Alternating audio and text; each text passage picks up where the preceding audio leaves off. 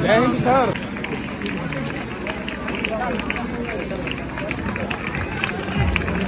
हमारे स्कूल के प्रधानाचार्य श्री सुरेंद्र जी, सभी अध्यापकगण और हमारे गांव से आए हुए हमारे जो मिलिट्री मैन है, फौजी साहब हैं, और प्रिय ग्राम वासियों व प्यारे बच्चों, आज इस गौरवमय दिवस के ऊपर हम इस प्रांगण में इकट्ठे हुए हैं, तो ये हम सबका बड़ा सौभाग्य है।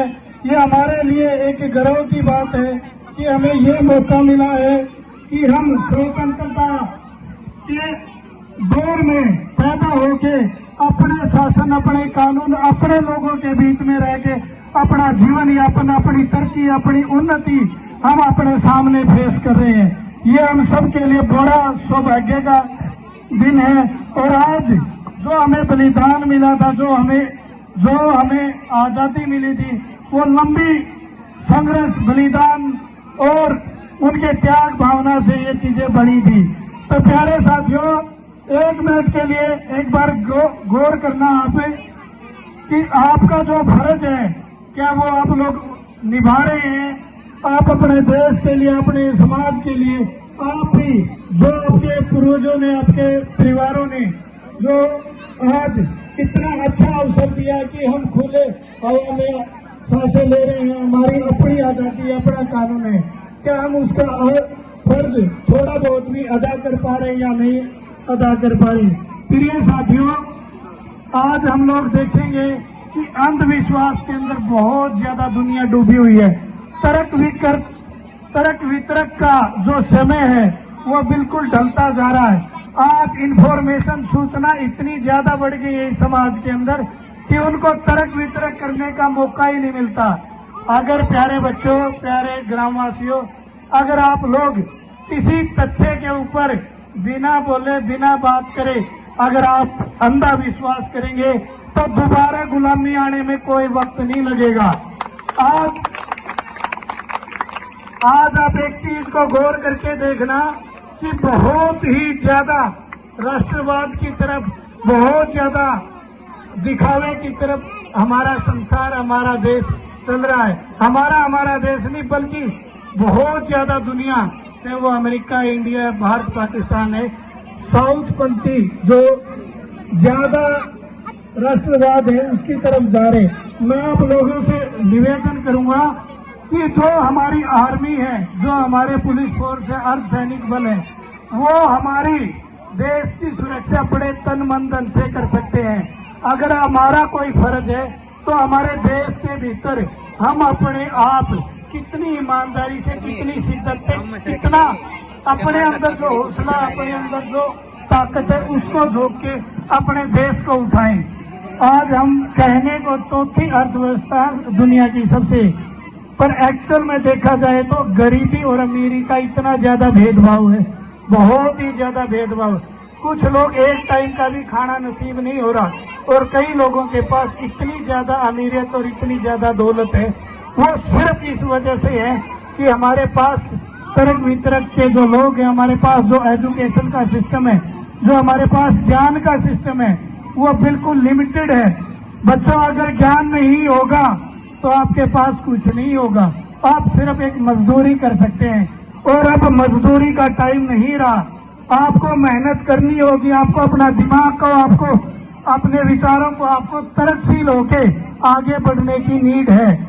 आज टेक्नोलॉजी का इतना आकर्षक टाइम आ गया, एआई और जीपीटी वगैरह ऐसे टेक्नोलॉजी के क्षेत्र में प्रवेश कर गए हैं कि आज हमारे सिर्फ हथियारों तक या किसी और चीज में हम ज्यादा इन्वॉल्व नहीं हो सकते। अगर आप इन्वॉल्व होंगे तो टेक्नोलॉजी के माध्यम से होंगे। अभी भारत पाकिस्तान का युद्ध हुआ था, तो इसमें सीधी गोलीबारी की कोई ज्यादा जरूरत नहीं पड़ी, जितनी ज्यादा यहाँ पे मिसाइलों की टेक्नोलॉजी की जरूरत पड़ी है। और वो टेक्नोलॉजी कौन बनाता है?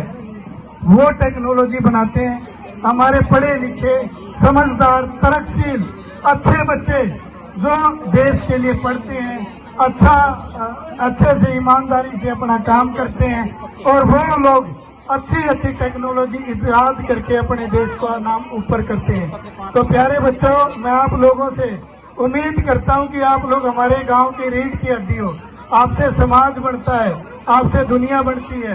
तो आप लोग कम से कम एक एक प्रण जरूर लें अच्छे मौके के ऊपर कि आप अपने जीवन के अंदर बहुत कुछ करेंगे, खुद आप अपने लिए, अपने परिवार के लिए, अपने समाज के लिए।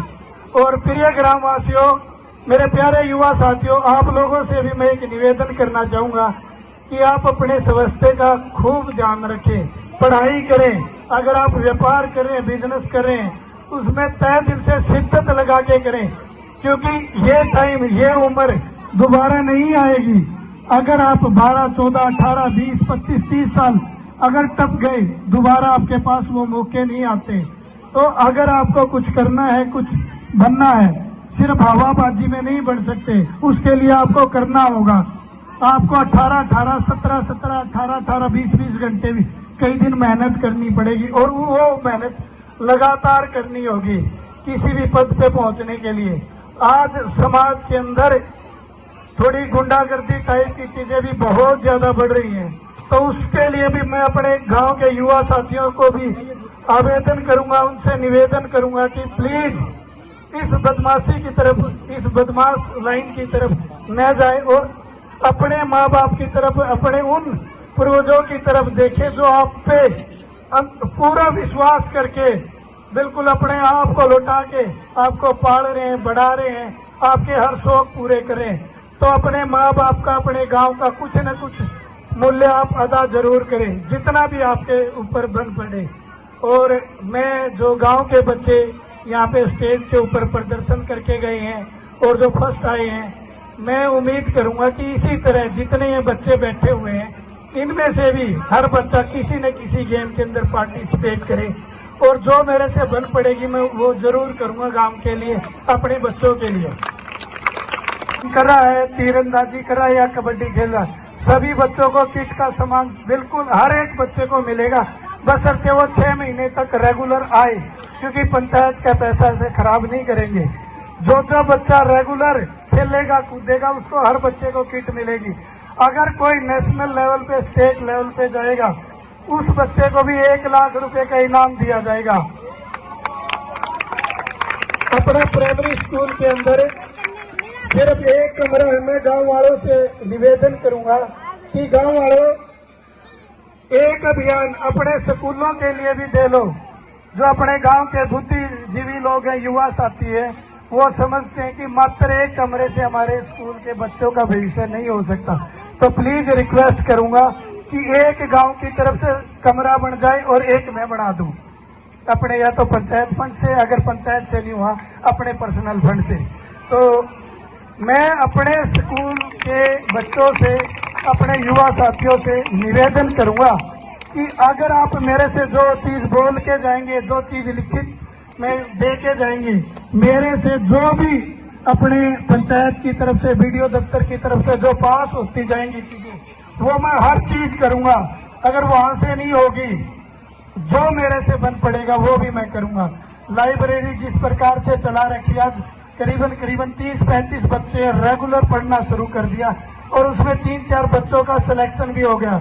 मैं इस बात के लिए अपने जो विधायक जी, उन्होंने भी अच्छा काम किया, पूर्व सरपंच साहब हैं, उन्होंने लाइब्रेरी बना के, उसके लिए भी धन्यवाद के पात्र हैं। और सभी अध्यापक और मेरे जो गांव से आए हुए साथी हैं, उनसे भी मैं रिक्वेस्ट बार बार करता हूं कि आप मेरे को काम बोल के जाएं और मेरा सहयोग करें, साथ में आप लोग उस काम को करते रहिए और मेरे से वो चीजें पास करवाते रहिए। मैं गारंटी के साथ कहता हूं, अगले 2 साल बचे या 2.5 साल बचे हैं, उसके अंदर को हर आपकी ख्वाहिश को, आपकी हर जरूरतमंद चीजों को मैं पूरा करने की कोशिश करूंगा। क्योंकि इस अभाव के अंदर हमने देखा है कि हम लोग स्टेट लेवल के, जिला लेवल के ऊपर जब कबड्डी खेल के आए थे, उस टाइम पे गरीबियां बहुत ज्यादा थी, तो बच्चों के पास किट तक नहीं थी उस टाइम पे। तो आज अपने पास अगर ये मौका है तो हमें इस मौके का फायदा उठाना चाहिए। और भी बहुत सारी ऐसी चीजें रह गई होंगी जो मैं नहीं बोल पाया हूँ। बाकी आप करके देखिए, आप अप्लाई करके देखिए, आप कह के देखिए, मैं अपनी तरफ से तन मन धन से कोशिश करूंगा करने की। और रही बात स्कूल की, प्रिंसिपल महोदय, सभी टीचर, जो भी आप मेरे से बात कहेंगे, जो मेरे से बन पड़ेगा, मैं आपकी हर इच्छा को पूरी करने की कोशिश करूंगा जो मेरे से बन पड़ेगी। बहुत बहुत धन्यवाद।